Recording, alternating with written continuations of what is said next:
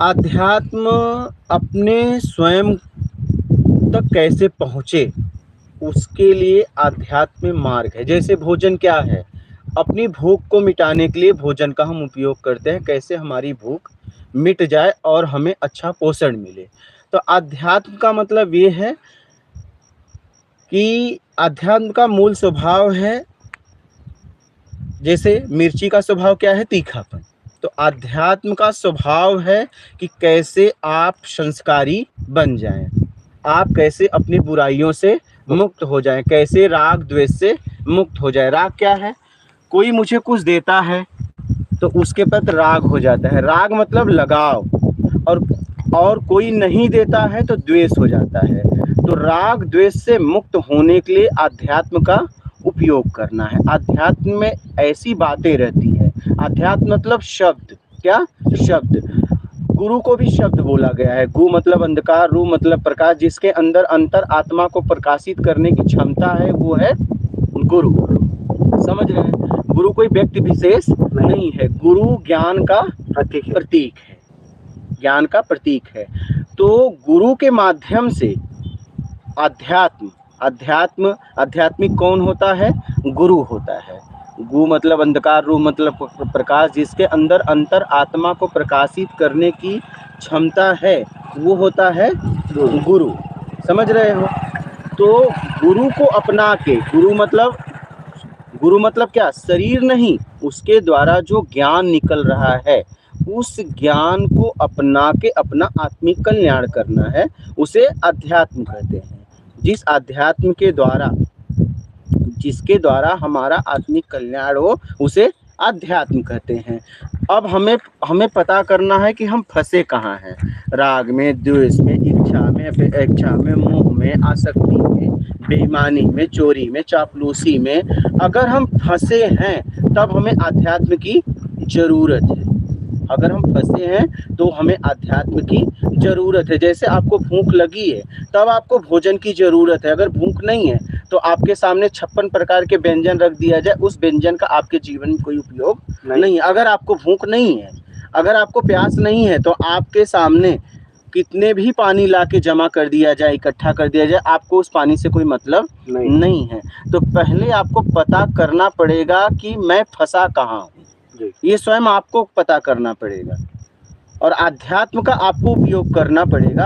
अब वो अध्यात्म कौन बताएगा, जो उस स्थिति पे पहुंचा, आत्मज्ञानी कौन बताएगा, जो आत्मज्ञान को उपलब्ध हो गया हो, जिसके पास स्वयं का ज्ञान हो, वो आपको आत्मिक कल्याण का मार्ग बताएगा। कैसे राग द्वेष से मुक्त हो जाओ, मेरा कर्ता से मुक्त हो जाओ।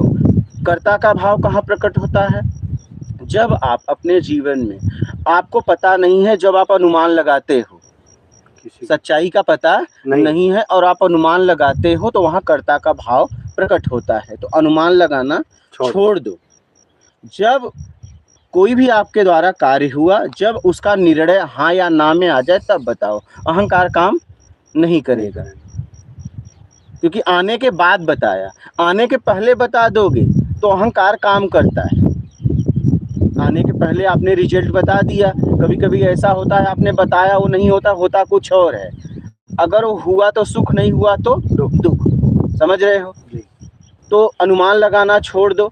इसके बाद अच्छा बुरा में हम फंसे हैं, हमें कुछ कोई देता है, बहुत अच्छा है या तो बहुत बुरा है।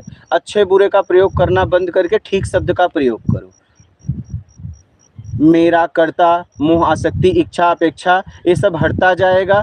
अच्छा, मेरा जब हटेगा तो ये दो मैं है, दो मैं है।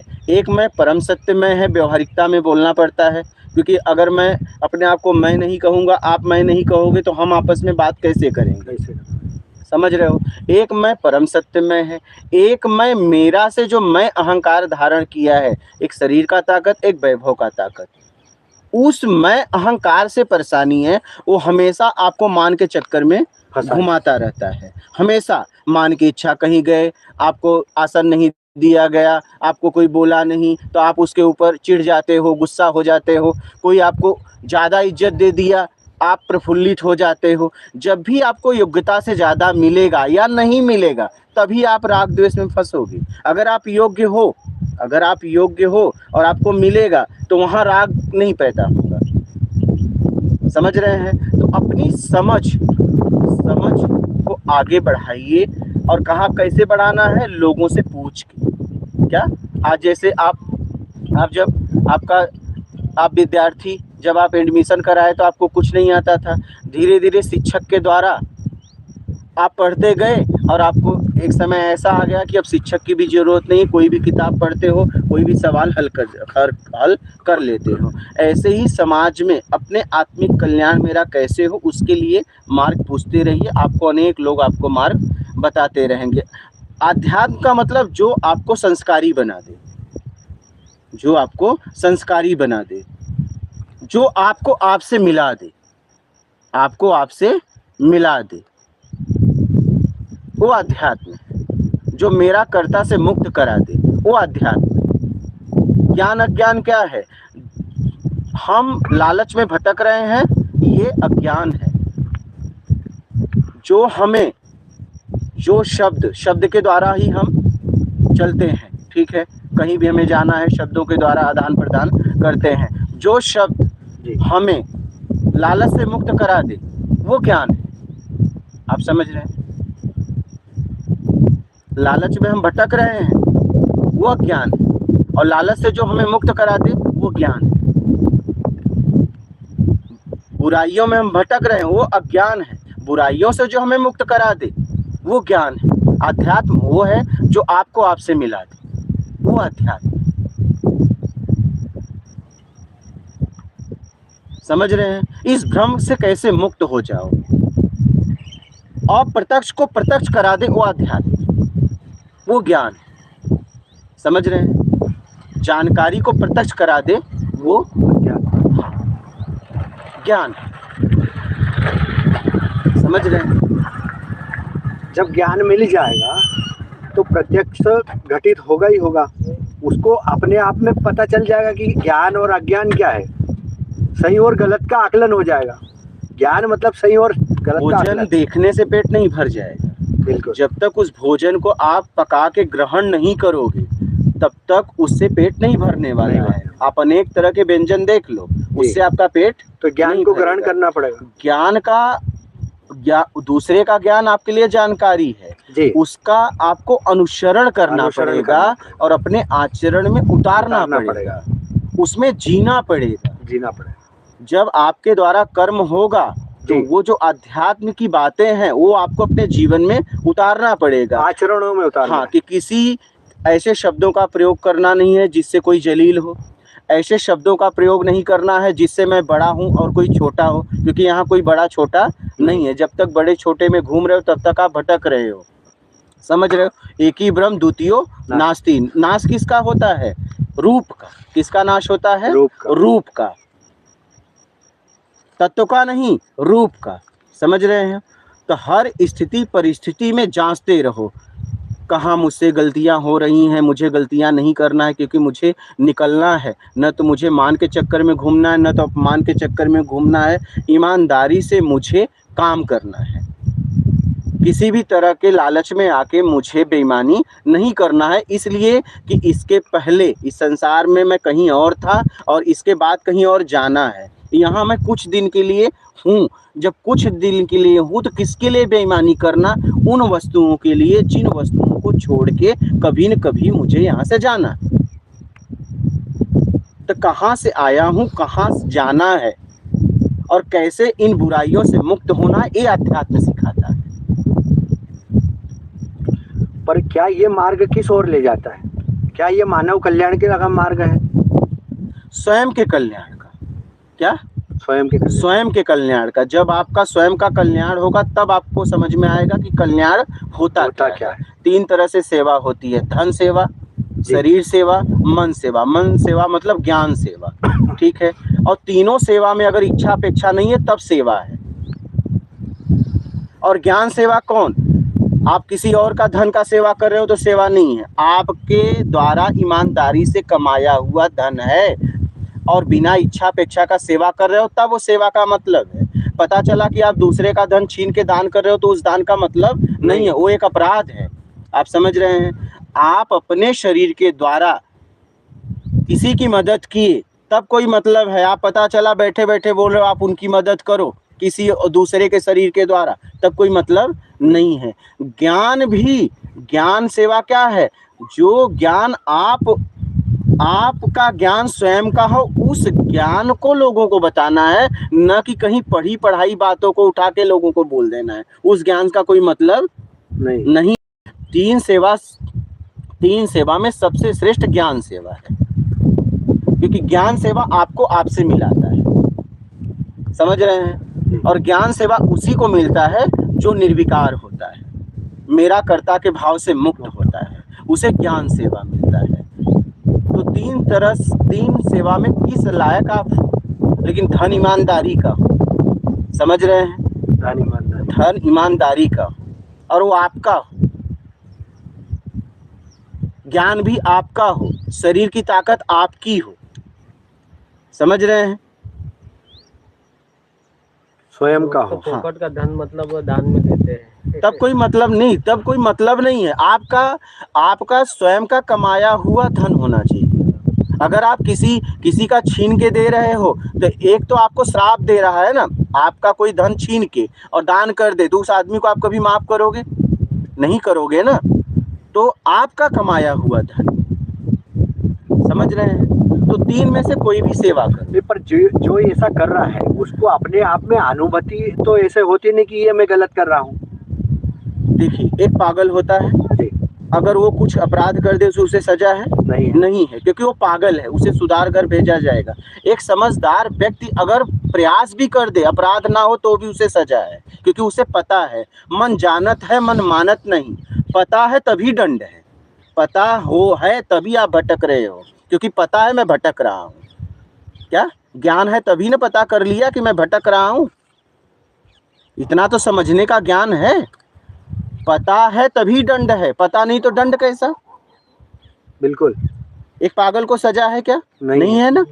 अगर उससे कुछ भी हो जाए, अपराध हो जाए, कितनी कुछ भी हो जाए, उसे सुधार घर भेजा जाएगा, कैद खाने नहीं। लेकिन एक समझदार आदमी प्रयास भी कर दे अपराध का तो उसे सीधा दंड दिया जाएगा, क्योंकि वो समझदार था, समझ रहे हो? तो मन जानत है मन मानत नहीं, आपको पता है तभी आप भटक रहे हो, और भटकने से बचना है तो आपको अध्यात्म का सहारा लेना पड़ेगा। आप समझ रहे हैं? दो तरह के पानी होते हैं, एक पानी अशुद्ध होता है, वो पीने से आपके शरीर में अनेक रोग पैदा होता है, और एक पानी शुद्ध होता है, ठीक है, जो आपको सही पोषण देता है। तो कुछ शब्द ऐसे हैं जो शब्द भजन में लगते हैं वही शब्द गालियों में भी लगते हैं ना। तो ऐसे शब्द का उपयोग करें जिससे आपका आत्मिक कल्याण हो। इसीलिए कहा गया है कि पानी पियो छान के, गुरु करो जान के। गुरु कोई व्यक्ति विशेष नहीं है, जैसे पूरे ब्रह्मांड में ये जितने भी विश्व हैं, पानी आ रहा है लेकिन निमित्त अलग अलग है, नल, लेकिन आ तो एक ही जगह से रहा है कि दो जगह से आ रहा है? नहीं, पानी एक ही जगह, निमित्त अलग अलग है, नल अलग अलग है। कोई प्लास्टिक का नल है, कोई लोहे का नल है, कोई चापाकल है, तरह तरह के नल है, कोई पंपी सीट है, कोई ट्यूबवेल है, कोई पाइपलाइन है, कोई कुआं है, लेकिन पानी आने का जगह तो एक ही है, ठीक है? तो अनेक शरीर से ज्ञान आ रहा है, तो शब्द को लेके अपना आत्मिक कल्याण करो। गुरु कोई शरीर नहीं है, ये जो शरीर है, नल से प्यास बुझेगी कि उसके पानी से? तो पानी कहाँ से आता है? नल से, कि नल निमित्त बनता है? नल तो निमित्त बनता है। तो ज्ञान आने का माध्यम एक ही है, शरीर अनेक हो सकते हैं, इसलिए शब्द को लेके आगे बढ़ो। हम क्या करते हैं? शरीर को पकड़ लेते हैं। हम क्या करते हैं? शब्द पे ध्यान न देके उसके शरीर को पकड़ लेते हैं और उसी को पूजने में लग जाते हैं। अब आप बताइए कि नल से कोई पानी न पिए और नल की पूजा करने लगे तो पानी देगा क्या? कोई मतलब है उसका? कोई मतलब। वो व्यक्ति क्या है? पागल है। क्या कहोगे उसे? अच्छा क्या कहोगे? सही बात। एक व्यक्ति नल से पानी न पी के नल की पूजा में लिप्त हो जाएगा तो क्या कहोगे? उसके द्वारा जो दिया गया ज्ञान है, उसके दिया गया जो पानी है, उसका महत्व है। पानी से प्यास बुझेगी ना, नल से तो नहीं ना। अब हम क्या है, ब्रांडेड गुरु में फंस गए हैं। गुरु भी ब्रांडेड, क्या गुरु भी ब्रांडेड होता है क्या? पानी भी कोई ब्रांडेड होता है क्या? नहीं होता। पानी तो वही जो हमारी प्यास बुझा दे। गुरु तो ज्ञान का प्रतीक है ना। गु मतलब अंधकार, रू मतलब प्रकाश, जिसके अंदर अंतर आत्मा को प्रकाशित करने की क्षमता है, वो गुरु है।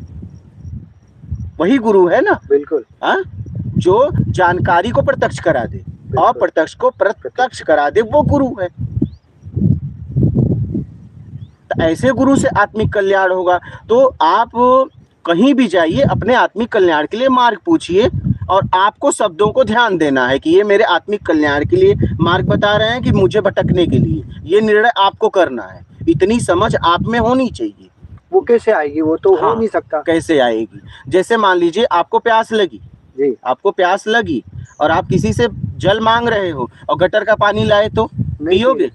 नहीं पियोगे ना। तो आप किसी से मार्ग पूछ रहे हो तो इसका मतलब मार्ग का पता है, नहीं तो मार्ग भी नहीं पूछते। अगर आप कह रहे हो मुझे यहाँ जाना है, तो आपको कहाँ जाना है इतना पता है, तभी तो सामने वाले से पूछ रहे हो, तभी ना पूछ रहे हो। पर मार्ग अनेक प्रकार के हैं। अब ये आपको जांचना है। जैसे आपने गटर का पानी अस्वीकार कर दिया और शुद्ध जल को पी के अपने शरीर को सही पोषण दिया, ये आपको पक्का करना है। क्या करना है? मुझे खुद आपको, हाँ, ये आपको पक्का करना है कि हमारे लिए उचित क्या है, अनुचित क्या है, तभी आप आगे बढ़ पाओगे। जब मार्ग का पता नहीं है और अनुचित और उचित मैं कैसे कर पाऊंगा? मार्ग का पता नहीं तो मार्ग पूछ कैसे रहे हो? गंतव्य का पता है, हाँ, पर मार्ग में जाने का रास्ता। जब आपको चलोगे तो पता चलेगा ना। जब आप चलोगे, इतना तो पता है कि ये शब्द मुझे कहाँ लेके जाएंगे, इतना तो पता है कि ये गाली दे रहा है सामने वाला, मुझे गलत मार्ग बता रहा है कि अच्छा मार्ग बता रहा है, इतना तो मालूम है। बिल्कुल। कि नहीं मालूम? ये तो मालूम है कि गाली दे रहा है तो गलती बता रहा है। गलत बता रहा है ना। तो अगर आपको समझ है तभी भटक रहे हो, अगर समझ नहीं है तो भटकते ही नहीं। समझ रहे हैं इसलिए भटक रहे हैं। हाँ, मार्ग पूछ रहे हो, इसका मतलब मार्ग के बारे में मालूम है। गंतव्य पूछ रहे हो, गंतव्य जाने का रास्ता नहीं पता है, लेकिन गंतव्य का तो पता है। गंतव्य का पहुंचोगे तो पता चलेगा ना।